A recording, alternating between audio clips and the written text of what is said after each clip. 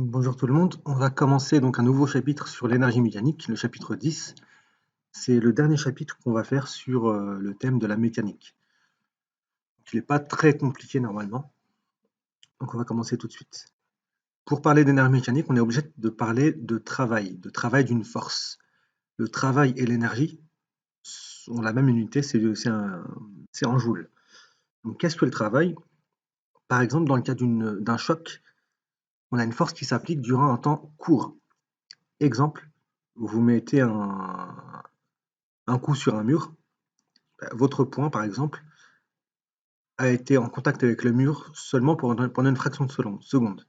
Alors que un objet qu'on pousse ou qu'on tire, par exemple, dans ce cas-là, le contact est beaucoup plus long. D'ailleurs, ça peut être un contact ou sans contact. Par exemple, pour le poids, c'est une force qui est sans contact. Mais c'est une force qui s'applique pendant longtemps. Par exemple, un objet qui est en train de tomber, le poids s'exerce sur l'objet pendant toute la durée de la chute. Donc, on va dire que la force travaille. Donc, le point d'application se déplace en même temps que le centre de masse du système, et dans ce cas-là, on dit que la force travaille, parce qu'elle fait déplacer l'objet d'un point A à un point B. Donc l'exemple, par exemple, d'un homme qui pousse une voiture. On va donc définir le travail mécanique, qu'on appelle W, qui est effectué par une force F pendant un déplacement entre les points A et les points B. Le point A, c'est le départ, et le point B, c'est l'arrivée. Ce travail-là, c'est le produit scalaire de la force par le déplacement, AB, donc le vecteur AB. Donc c'est un produit scalaire entre deux vecteurs. Ça veut dire quoi, produit scalaire? Produit, ça veut dire multiplication. Scalaire, ça veut dire que le résultat de cette multiplication, c'est un scalaire, ça veut dire que c'est un nombre. Donc en faisant le produit scalaire de deux vecteurs, on obtient un nombre, on n'obtient pas un vecteur. Donc ça, c'est ce que vous devez connaître, mais vraiment par cœur. W, donc le travail, d'une force, F, c'est égal à cette même force, scalaire, le déplacement qu'elle aura provoqué, scalaire AB. Et on va revenir sur ce qui est le produit scalaire. Normalement, vous l'avez vu en mathématiques, mais on va revenir dessus. Une première façon de développer cette première formule, c'est de dire que F scalaire AB, c'est égal à la norme de F fois la norme de AB, donc la norme de F fois la norme de AB, multiplié par le cosinus de l'angle qui existe entre F et AB.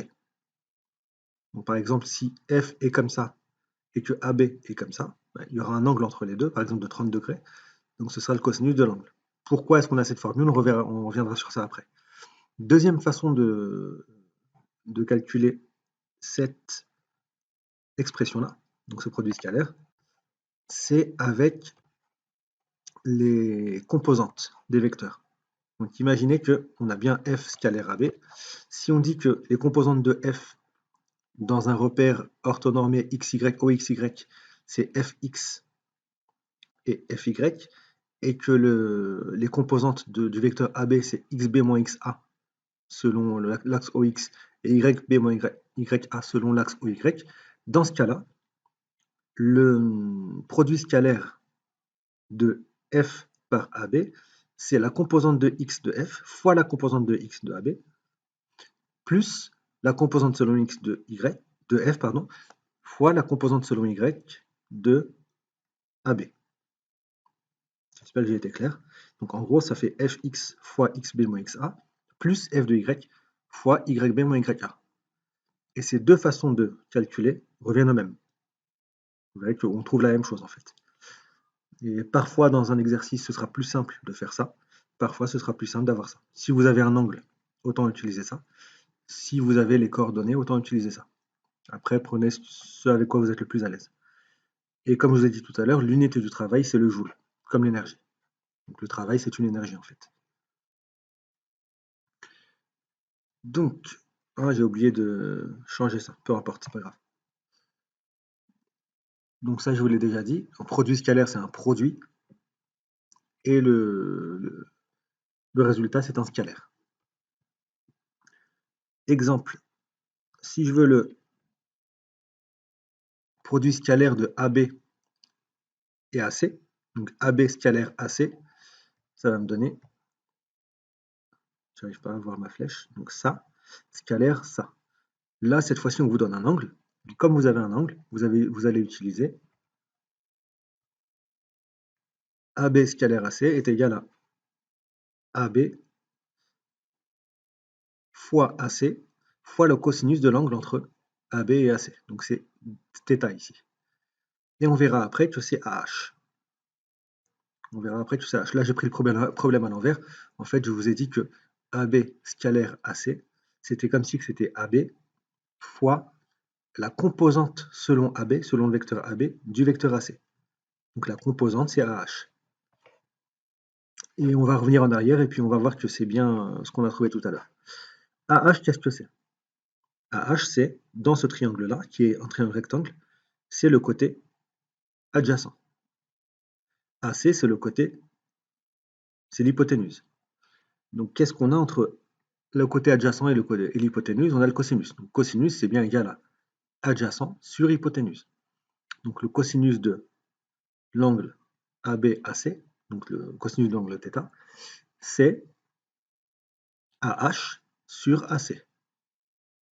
Ça veut dire que AH, c'est AC fois cosinus de l'angle. Donc c'est ce qu'on a ici. Si vous avez eu un petit peu du mal à suivre, soit revenez en arrière, soit essayez de le faire tout seul.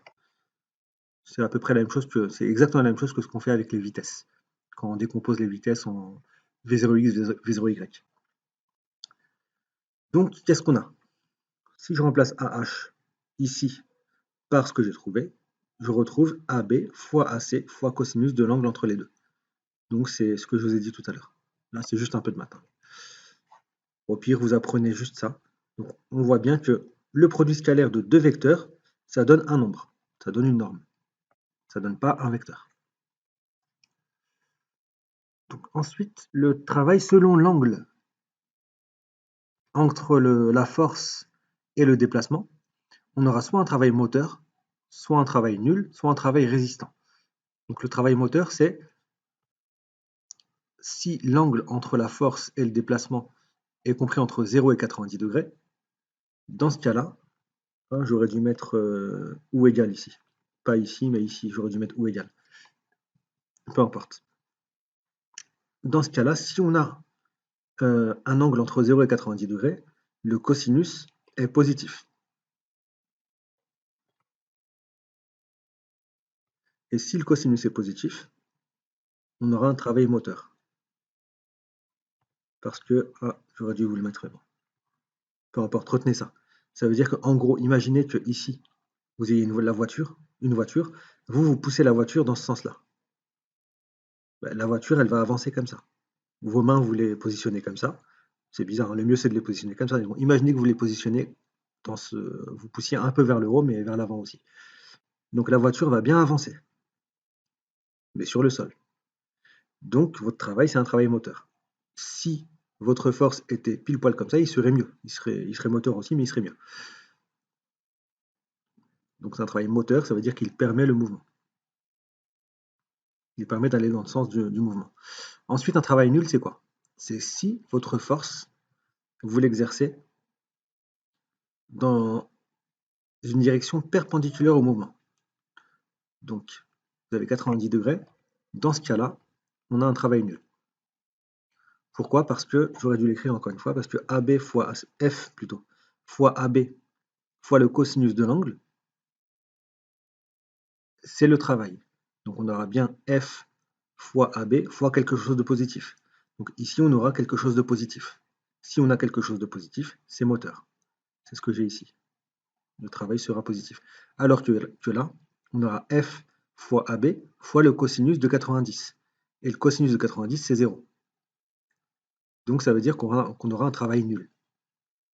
Donc la force ne va pas participer au mouvement. C'est ça que ça veut dire. Exemple, la réaction du support. Elle ne sert pas à accentuer le mouvement ou à freiner le mouvement. Elle est juste là de façon neutre. Et ensuite, on a un troisième type de travail, le travail résistant. Le travail résistant, c'est celui qui s'oppose au mouvement. Donc, par exemple, ça va être les forces de frottement. Cette fois-ci, il faut qu'on ait une force qui soit opposée au mouvement. Donc, par exemple, 180 degrés. mais ça peut être compris entre 90 et 180 degrés, sans comprendre le 90 bien sûr, parce que 90, on est dans ce cas-là. Et dans ce cas-là, le cosinus est négatif. Quand vous avez un cosinus de 120 degrés, par exemple, c'est quelque chose de négatif. Et si le cosinus est négatif, le travail sera négatif, parce que le travail, c'est f fois AB, donc la norme de f fois la norme de AB, fois le cosinus de l'angle. Et ce cosinus, s'il est négatif, le travail sera négatif. Donc on dit qu'il est résistant. Pourquoi? Parce que la force s'oppose au déplacement. Et c'est le cas des forces de frottement. Deux exemples. C'est les seuls que vous devez connaître, mais vous devez être capable de calculer le travail de n'importe quelle force. Donc, par exemple, le travail du poids, ici. Il y a plusieurs façons de le calculer, soit avec la première méthode, soit avec la deuxième, soit avec le cosinus de l'angle, soit avec les coordonnées. On aurait pu faire les deux. Ici, en vrai, le plus simple, c'était de prendre les coordonnées, mais moi, j'ai fait ça avec le cosinus ici. Mais dans un exercice, je ferai le contraire après. Donc, le travail du poids, c'est égal au poids fois scalaire plutôt le déplacement, AB. Et donc, c'est égal à P fois AB, donc la norme du poids et la norme du déplacement, multiplié par le cosinus entre P et AB.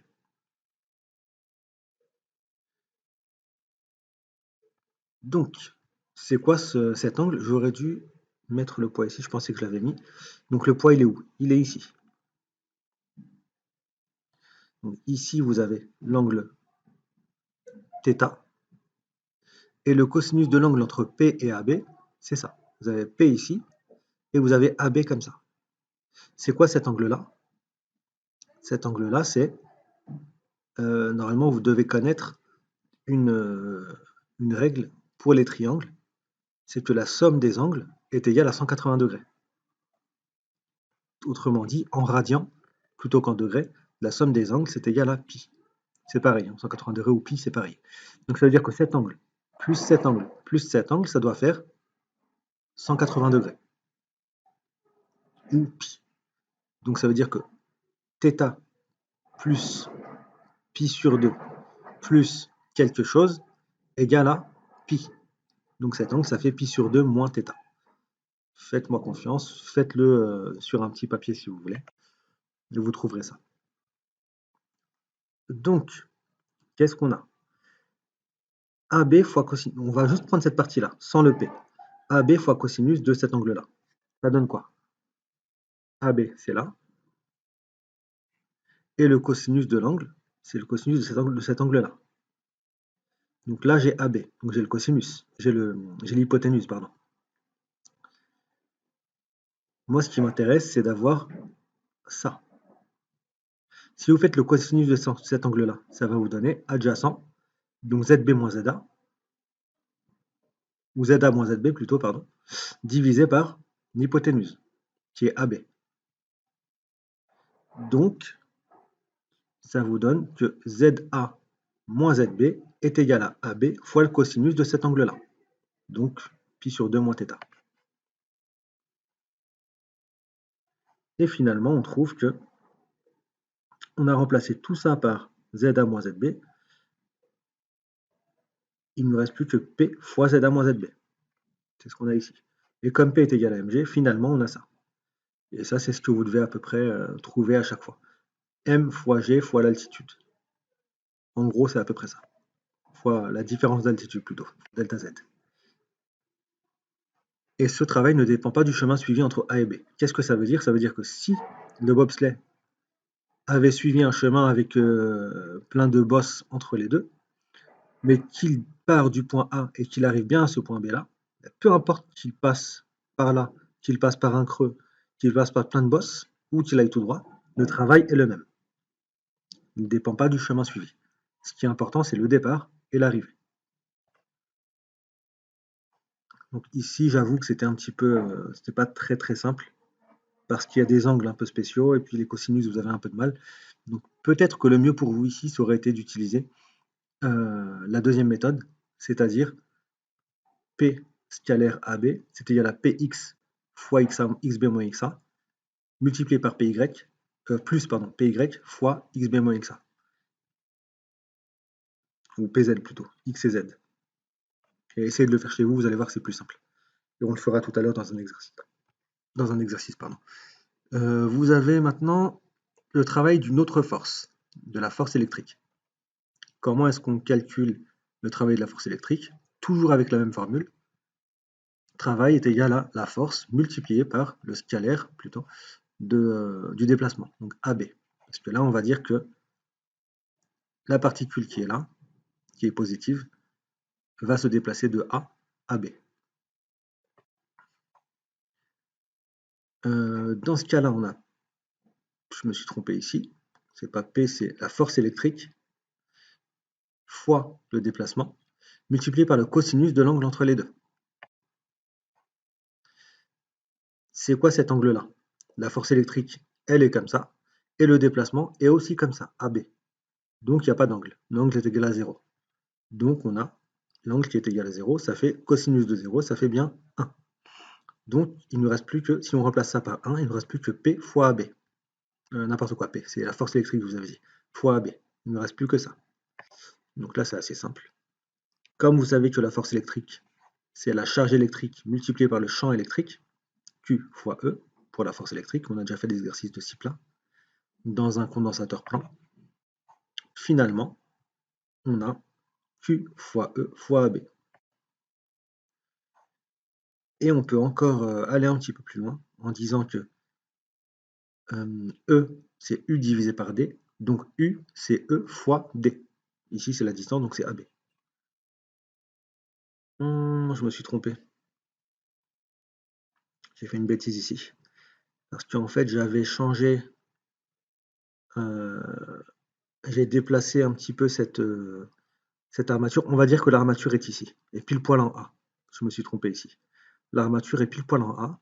Dans ce cas-là, c'est bon, parce que ici, la distance qui est ici, quand on a U égale à E fois D, cette distance, ça doit être la distance entre les deux armatures. Alors que là, si j'ai mis ce dessin comme ça, c'est faux. Donc on va dire que l'armature est ici, est en A. Je referai ça sur le PDF. Donc dans ce cas-là, on peut remplacer E fois AB par U, AB. Donc dans ce cas-là, la force électrique, c'est-à-dire la Q fois U. U, c'est la tension électrique. Et ce travail ne dépend pas du chemin suivi. Donc ça, c'était juste par rapport au travail d'une force. Entraînez-vous sur ça, c'est pas compliqué en réalité.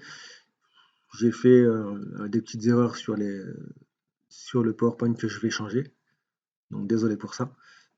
Le reste, normalement, est un peu plus simple. Donc, ce qui va suivre n'est pas beaucoup plus compliqué que ça.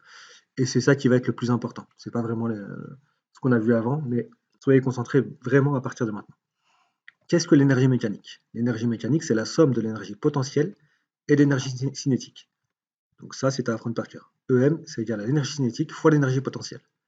Mais vous avez trois types d'énergie potentielle.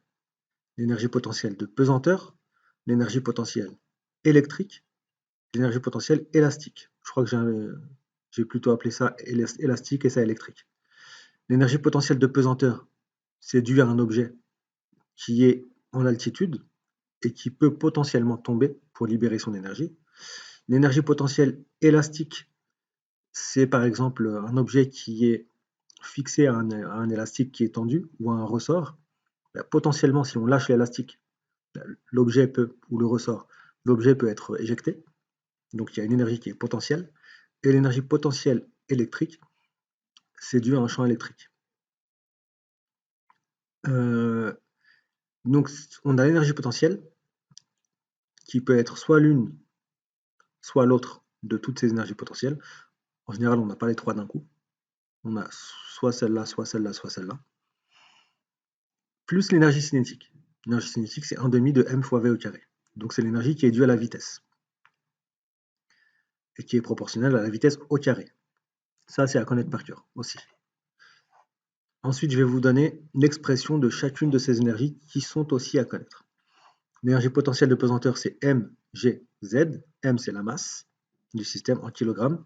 G, c'est l'intensité de la pesanteur, donc 9,81 mètres par seconde au carré, ou newton par kilogramme, c'est pareil. Et Z, c'est l'altitude du système. L'énergie potentielle élastique, c'est pour les ressorts ou les élastiques, c'est égal à 1/2 de K fois X au carré. Revoyez dans le chapitre 8, je crois, oui, le chapitre 8, revoyez toutes les forces que je vous ai données. Sur toutes les forces, vous avez la force de rappel d'un ressort. Et vous voyez que le K, c'est la constante de raideur du ressort. Donc plus il est difficile de tirer un ressort, de le déployer, plus le K sera important. Et X, c'est l'allongement du ressort. Donc, si on le tire, il avait une certaine longueur au départ, et si on le tire, la longueur augmente. Donc la différence entre ces deux longueurs, c'est ce qu'on appelle le X. C'est l'allongement du ressort. Et troisième type d'énergie potentielle, l'énergie potentielle électrique, qui est égale à Q, donc la charge électrique du système. Par exemple, si c'est un proton, ça va être plus E. Si c'est un électron, ça va être moins E. Multiplié par le potentiel électrique V. Et la différence de potentiel, c'est ce qu'on appelle U. Donc si on a VB moins VA, par exemple, à deux points différents, ça va nous donner UAB. Donc la tension électrique entre les deux points A et B, entre les deux bornes. Donc ces trois énergies potentielles sont à connaître, mais c'est vraiment plutôt celle-là qu'on va utiliser. C'est cette énergie potentielle de pesanteur. Mais n'oubliez pas quand même celle-là, on ne sait jamais, vous pouvez avoir des questions sur ça, surtout sur l'électrique, l'énergie potentielle électrique. Donc, là, c'était juste une introduction. Maintenant, on va voir les deux choses les plus importantes. Donc, les deux choses les plus importantes, ça va être deux théorèmes. Donc, premier théorème, la conservation de l'énergie mécanique. Deuxième théorème, le théorème de l'énergie cinétique. Donc, ces deux théorèmes sont vraiment à connaître de façon capitale. Donc, si un système n'est soumis qu'à des forces conservatives, par exemple le poids, la force gravitationnelle, la force électrostatique, j'ai encore fait une erreur ici, la force de rappel d'un ressort, son énergie mécanique se conserve. Donc ça veut dire que si elle se conserve, ça veut dire que l'énergie mécanique est constante. Et comme l'énergie mécanique, c'est l'énergie cinétique plus l'énergie potentielle, ça veut dire que tout ça, c'est une constante. Qu'est-ce que ça veut dire que l'énergie mécanique est constante? Ça veut dire que l'énergie mécanique en un point A du système et l'énergie mécanique du système en un point B sont égales. Donc si on fait la différence entre les deux, on trouvera 0. Donc la variation d'énergie mécanique est égale à 0. Et c'est égal à la variation d'énergie cinétique plus la variation d'énergie potentielle. Donc vous apprenez l'une ou l'autre, mais la plupart du temps, donc, la conservation de l'énergie mécanique, en vrai, c'est ça. Mais dans les exercices, on va plutôt utiliser ça. Donc apprenez les deux. Ça veut dire la même chose de toute façon. Donc ça, c'est ce que je vous ai déjà dit. Donc un exemple, si l'énergie mécanique est constante, ça veut dire qu'en un point A et en un point B, c'est la même. Donc si c'est la même, je passe ça de l'autre côté. Ou alors je vais passer ça de l'autre côté, c'est pareil. Ça me fait EMB moins EMA est égal à 0. EMB moins EMA, c'est final moins initial. Donc ça fait delta. Donc c'est une variation. Donc la variation d'énergie mécanique est égale à 0. Donc si l'énergie mécanique est constante, ça veut dire que sa variation est égale à 0. Et maintenant, avec les EC et EP, si EMA est égal à EMB, ça veut dire que l'énergie cinétique au point A plus l'énergie potentielle au point A, vu qu'on a ça est égal à ça, est égal à l'énergie cinétique au point B plus l'énergie potentielle au point B. Donc ça, c'est l'énergie mécanique au point A, ça, c'est l'énergie mécanique au point B. Et dans ce cas-là, si je passe tout de l'autre côté, tout du même côté, ça fait ECB moins ECA, donc ça moins ça, plus ça moins ça, donc plus EPB moins EPA est égal à 0. Ça, qu'est-ce que c'est? C'est la variation d'énergie cinétique. Et ça, qu'est-ce que c'est? La variation d'énergie potentielle. Donc on a bien la variation d'énergie cinétique plus la variation d'énergie potentielle est égale à 0. Donc ça, c'est juste une démonstration qui vous montre pourquoi, si on a ça, on a ça. Mais bon, vous n'avez pas forcément besoin d'arriver jusque-là. Bien que c'est souvent comme ça de cette façon-là, qu'on va résoudre les exercices. Ah oui, je vous ai dit que cette énergie mécanique n'était constante que si le système n'est soumis qu'à des forces conservatives. Donc là, vous avez la définition. On ne va pas forcément vous poser la question. Retenez juste une chose, les forces de frottement ne sont pas des forces conservatives. Donc en gros, si vous avez des forces autres que les forces de frottement qui s'appliquent au système, dans ce cas-là, l'énergie mécanique est constante. Ça, retenez ça juste pour la terminale. Ensuite, vous verrez ça de façon plus précise. Donc si vous n'avez pas de force de frottement, l'énergie mécanique se conserve. Si vous avez des forces de frottement, elle ne se conserve plus. Elle diminue. Deuxième théorème, celui de l'énergie cinétique. C'est quoi le théorème de l'énergie cinétique? Donc là, ça bug un petit peu. On attend que ça revienne. Voilà. On peut retrouver le théorème de l'énergie cinétique. Donc c'est quoi le théorème de l'énergie cinétique? On va le dire à la fin, une fois qu'on va retrouver ça à partir de la deuxième loi de Newton. La deuxième loi de Newton dit que dans un référentiel galiléen, si un système a une masse constante, il est soumis à des forces extérieures qui obéissent à la formule somme des forces extérieures est égale à la masse fois l'accélération. Qu'est-ce que l'accélération? C'est rien d'autre que dv sur dt. Donc pour l'instant on a ça. Ensuite, pour retrouver le théorème de l'énergie cinétique, on va juste faire le scalaire.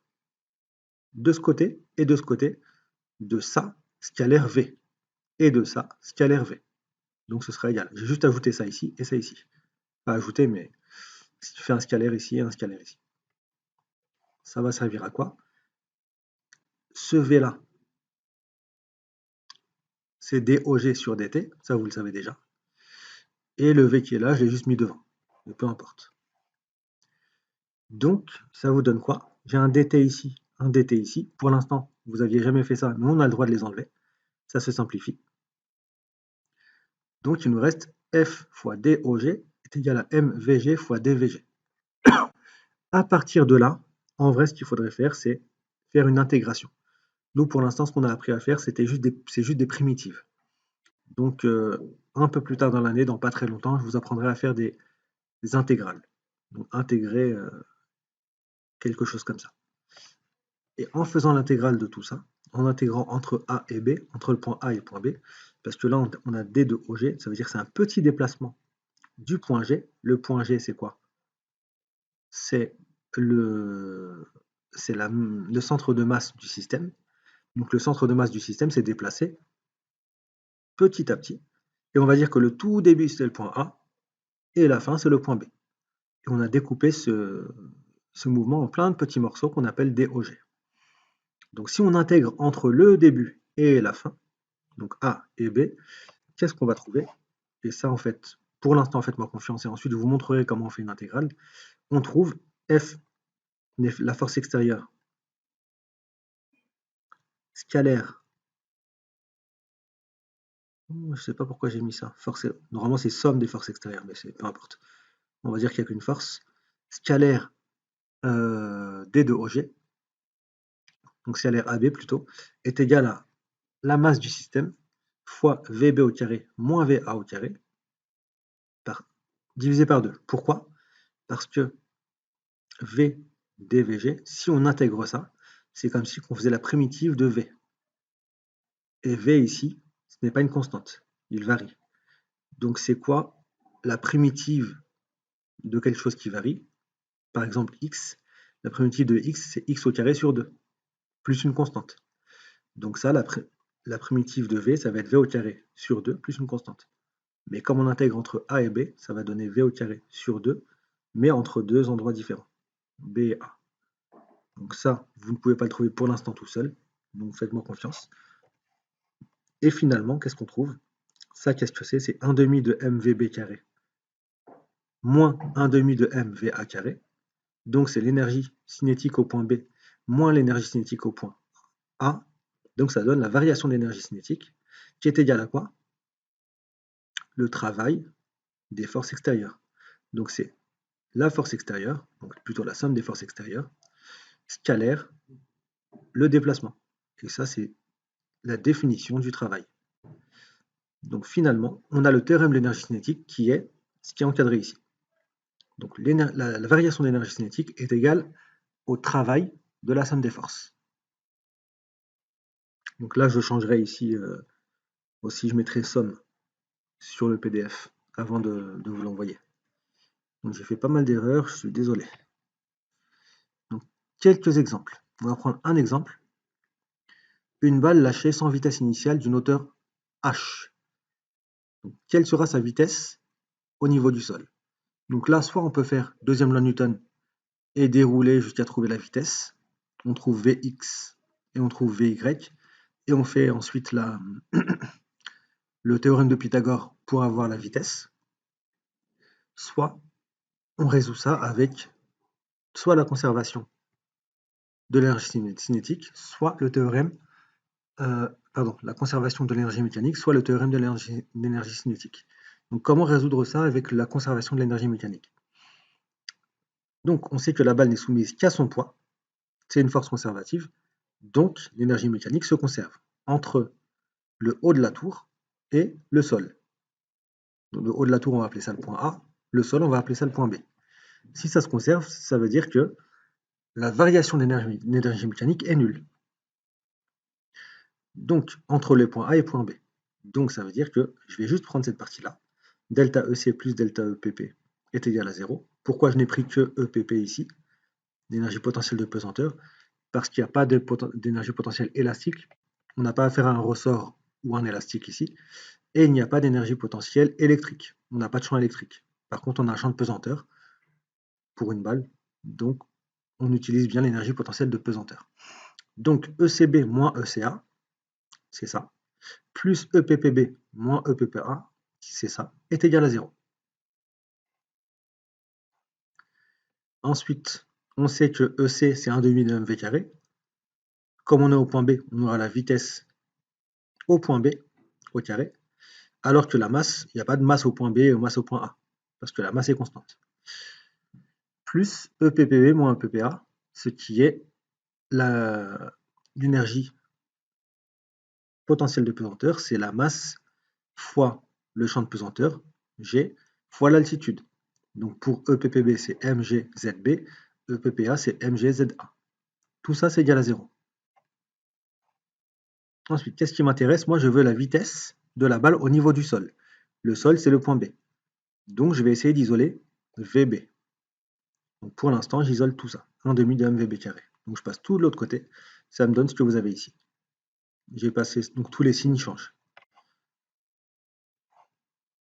Ensuite, on a bien des masses partout. Donc, on peut simplifier toutes les masses. On peut barrer cette masse-là, cette masse-là, cette masse-là et cette masse-là. Il nous reste ça. Et pour ensuite isoler VB, il faut que j'isole VB carré. Donc, il faut que j'enlève le 2 qui est là, le 1/2. Donc, je multiplie tout par 2 de l'autre côté. Ça me donne VB carré est égal à 2 fois ça, moins 2 fois ça, plus 2 fois ça. 2 fois 1/2, ça fait 1. Donc, il me reste ce que j'ai ici. Pour ensuite trouver VB, non, je ne l'ai pas fait tout de suite. Donc, d'abord, je vais simplifier certaines choses. La vitesse au point A, qu'est-ce que c'est? On dit qu'on a lâché une balle sans vitesse initiale. Donc au point A, c'était en haut de la tour. Est-ce qu'elle avait une vitesse? Non. Donc V est égal à 0. Donc VA est égal à 0. Ça, c'est nul. Et ensuite, on sait que au point B, c'est le niveau du sol, l'altitude est égale à 0. Donc ça veut dire que ZB est égal à 0. Donc finalement, on a ça égal à 0 et ça égal à 0. Donc il ne nous reste plus que VB carré est égal à 2 fois G fois ZA. Et pour enlever le carré, on fait la racine carrée. Donc voilà, on a résolu l'exercice ici. Par contre, je ne suis pas allé jusqu'à l'application numérique parce que je n'ai pas voulu. Ce qui m'intéressait, c'était juste l'expression littérale, pour montrer qu'on a la même expression littérale en utilisant la conservation de l'énergie mécanique ou en utilisant le théorème de l'énergie cinétique.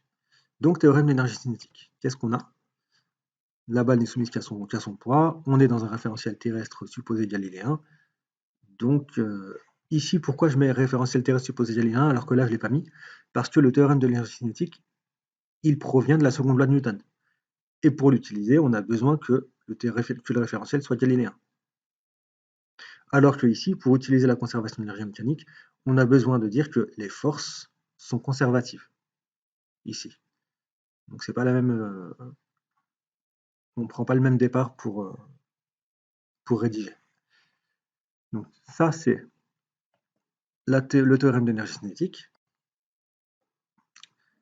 Donc ensuite on développe. Delta EC, qu'est-ce que c'est? C'est la variation d'énergie cinétique entre quel point et quel point? Entre le haut de la tour et le sol. Comme delta, c'est une variation, donc c'est final moins initial. Donc c'est B moins A. C'est ce qu'on a ici. Donc c'est égal au travail des forces extérieures. Quelles sont les forces? On a dit que c'était soumis, la balle n'était soumise qu'à son poids. On fait comme si que les frottements n'existaient pas, que la poussée d'Archimède n'existait pas, ou qu'elles étaient négligeables. Donc c'est le travail du poids. Donc 1 demi de mv carré moins 1 demi de mva carré, c'est ECB moins ECA, est égal à le travail du poids, c'est P scalaire AB. Ensuite, là je le fais d'une autre manière par rapport à tout à l'heure, je pense que ça va être plus simple pour vous. Donc dès que vous le pouvez, en vrai, le mieux c'est d'utiliser plutôt que d'utiliser les cosinus, etc. Je pense que le mieux c'est d'utiliser les composantes des vecteurs. Donc ici, la composante du vecteur P, c'est les deux composantes, c'est Px égale 0 et Pz égale à moins mg. Ça, normalement, vous avez l'habitude. Et les composantes du vecteur AB, c'est xb moins xa et zb moins za. Donc, comment on fait? P scalaire AB, c'est ça fois ça, plus ça fois ça. C'est ce que j'ai mis ici. Donc 0 fois xb moins xa, ça fait 0. Plus moins mg fois zb moins za, ça fait moins mg fois zb moins za. Ensuite, si je veux enlever le moins qu'il y a devant, ça va changer les signes de la parenthèse. Ça va faire moins zb plus za. Donc ça va faire za moins zb. Donc c'est ce que j'ai ici. Donc finalement, je reviens à ça. Donc 1 demi de mvb carré moins 1 demi de mva carré est égal à ce qu'on a trouvé. Donc mg za moins zb. Qu'est-ce que ça donne? On sait, comme tout à l'heure, que la vitesse initiale était nulle. Donc va, c'est nul. Et on sait que zb, c'est au niveau du sol, donc c'est nul. Qu'est-ce qui me reste? Il me reste 1 demi de mvb carré, parce que ça c'est nul, est égal à m fois g fois za, puisque zb est nul. Et finalement, m s'en va, et le 2 on le passe de l'autre côté, donc ça me fait le même résultat que ce qu'on a trouvé tout à l'heure. Donc à vous de voir, quand vous avez un exercice, soit vous utilisez la conservation de l'énergie mécanique, soit le théorème de l'énergie cinétique. Ou alors, si on vous dit, vous devez utiliser ça, ou vous devez utiliser ça, donc dans ce cas-là, vous n'avez pas le choix. Donc j'espère que ça a été clair. Je vais vous donner maintenant un petit exemple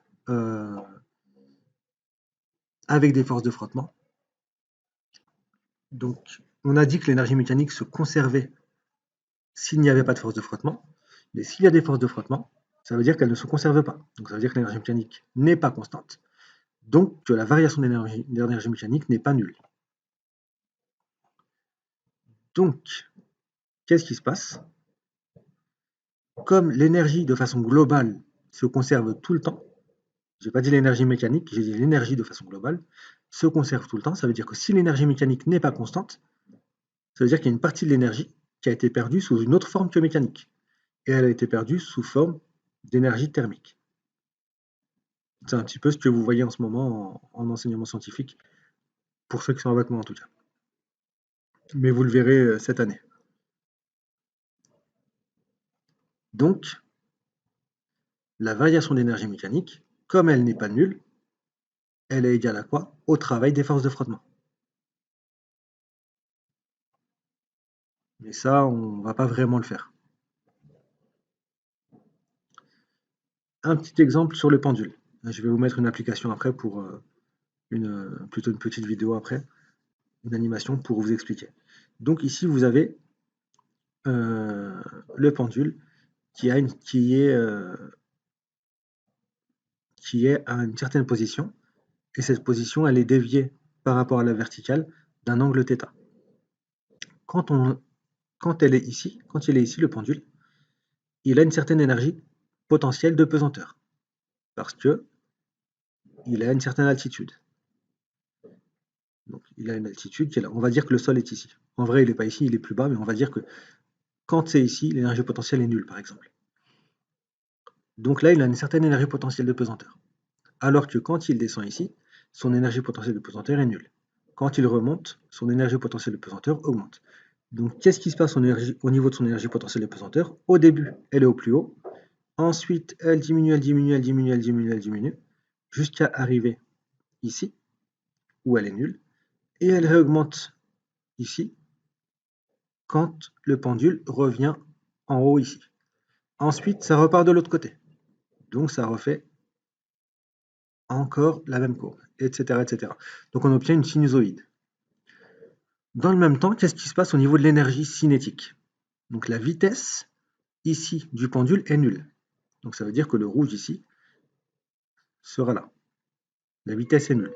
Et plus le pendule arrive à sa position d'équilibre, qui est ici, plus la vitesse augmente. Donc, c'est ce qui se passe ici. Et à la position d'équilibre, la vitesse est à son maximum. Ensuite, le pendule remonte. Donc, qu'est-ce qui se passe? On a un travail qui n'est plus moteur, mais qui est résistant. Donc, la vitesse va diminuer. Donc, l'énergie cinétique diminue. Et il se passe la même chose ensuite quand le pendule fait des allers-retours. Donc ça, c'est l'énergie cinétique. Ça, c'est l'énergie potentielle. Donc, quand l'énergie cinétique est à son maximum, l'énergie potentielle est à son minimum. Et inversement. Maintenant, si on essaye de faire la somme de l'énergie cinétique et de l'énergie potentielle, dans le cadre d'un pendule qui n'est soumis à aucune force de frottement, ce qui n'est pas le cas dans la réalité, si on fait la somme des deux, donc ça plus ça fait bien ça. Si on est ici, ça plus ça, donc on a un carreau ici, ici on a deux carreaux, trois carreaux, ça fait bien quatre carreaux, on est ici, etc., etc. Et on voit que à chaque fois ça donne ça. L'énergie mécanique, donc elle est constante. Donc énergie cinétique plus potentielle, c'est l'énergie cinétique qui est constante. Mécanique, pardon, qui est constante. Ici, donc, on a un aller, et ici, on a un retour pour le pendule. Donc, toute cette durée-là, c'est ce qu'on appelle la période propre du pendule. La période, c'est la durée entre un aller et un retour. Maintenant, si on prend le cas d'un pendule qui est soumis à des forces de frottement. Dans ce cas-là, qu'est-ce qu'on va avoir? La même forme que tout à l'heure.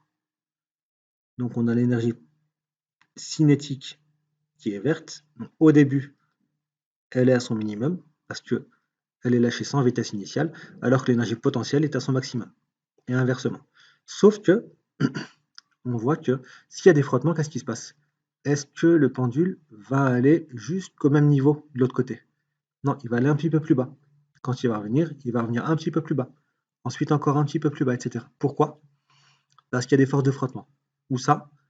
Au niveau du système qui est là, des frottements de l'air, et au niveau de la fixation. Il y aura des frottements entre le fil qui est là et la fixation.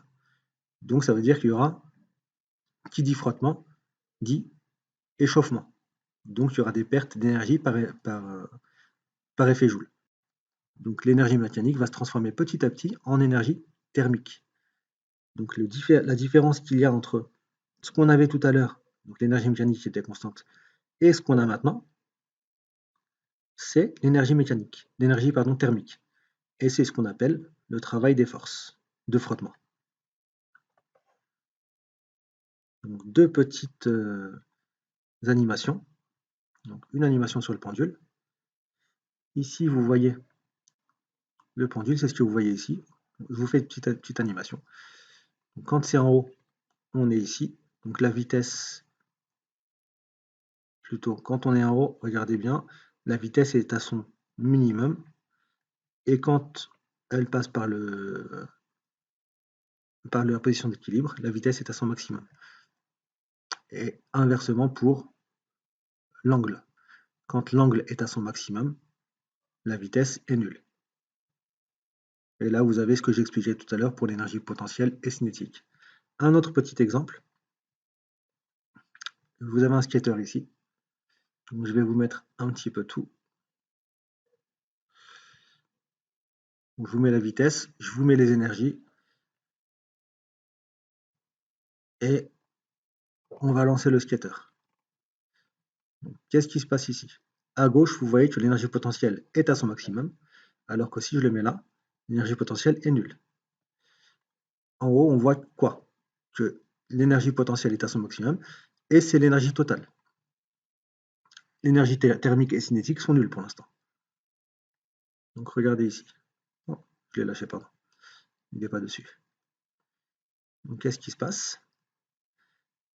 Quand l'énergie cinétique est à son maximum, l'énergie potentielle est à son minimum, et inversement.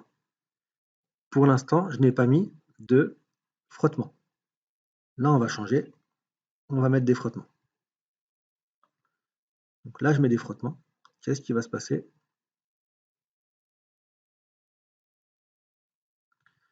Donc regardez ce qui se passe. Petit à petit. Il faut que je mette un petit peu de frottement. J'en ai pas beaucoup, sinon on va pas bien voir. Donc là, on a l'énergie potentielle au maximum. On diminue, qu'est-ce qui se passe? Les frottements augmentent, donc l'énergie thermique augmente de plus en plus. Alors que les deux, elles sont bien au maximum quand l'autre est au minimum, mais elles sont de plus en plus petites les deux. Et au bout d'un moment, quand lui va s'arrêter, toute l'énergie cinétique et potentielle, donc mécanique, aurait été perdue sous forme d'énergie thermique. Et voilà, on est à la fin du cours. J'espère que ça a été à peu près compris. On va s'arrêter là. N'hésitez pas à poser des questions quand on se reverra. Et donc, bon courage tout le monde et au revoir.